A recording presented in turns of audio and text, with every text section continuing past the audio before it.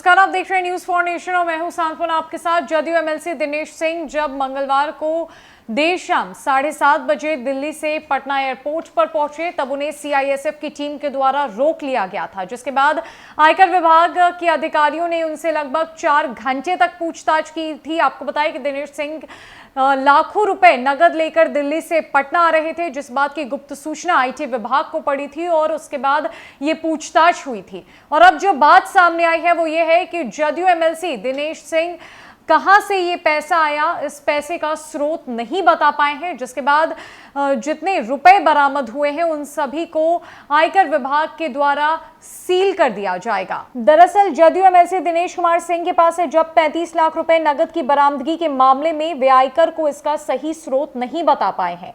मंगलवार रात हवाई अड्डा के वीवीआईपी लॉन्च में घंटों चली पूछताछ में नगद के बारे में सटीक जानकारी भी अधिकारियों को नहीं दे सके। बुधवार को भी आयकर विभाग ने उन्हें पूछताछ के लिए बुलाया था, लेकिन उन्होंने स्वास्थ्य कारणों का हवाला देते हुए बाद में आने को कहा है।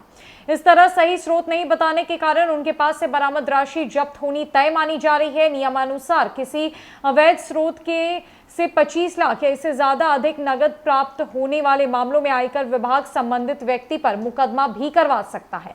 इस मामले में फिलहाल कुछ अन्य पहलुओं पर सघन जांच होने के बाद ही आगे की कार्रवाई की जाएगी। गौरतलब है कि एमएलसी दिनेश कुमार सिंह ने आयकर जांच अधिकारियों को बताया कि वे गुड़गांव के मेदांता अस्पताल में 6 दिनों तक इलाज करवाने के बाद लौटे हैं।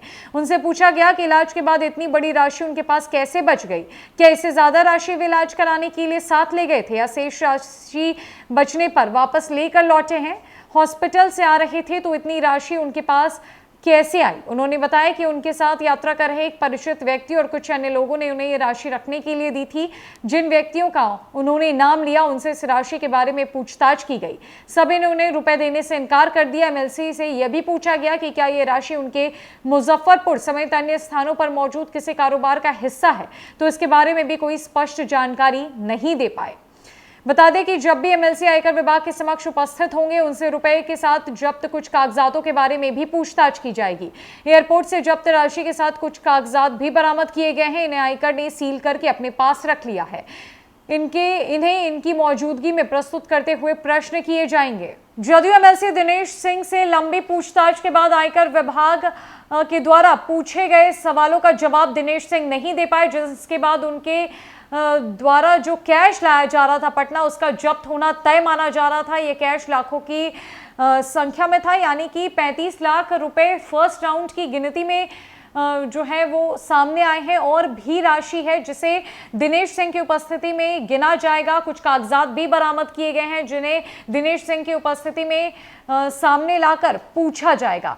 अब दिनेश सिंह के ऊपर यह सवाल उठ रहा है कि आखिरकार उनके पास इतना कैश कहां से आया। जब वो दिल्ली इलाज कराने गए थे तो अस्पताल से लौटते वक्त वो इतना कैश पट्टा लेकर क्यों आ रहे थे, किसी भी सवाल का वो ढंग से जवाब नहीं दे पाए हैं।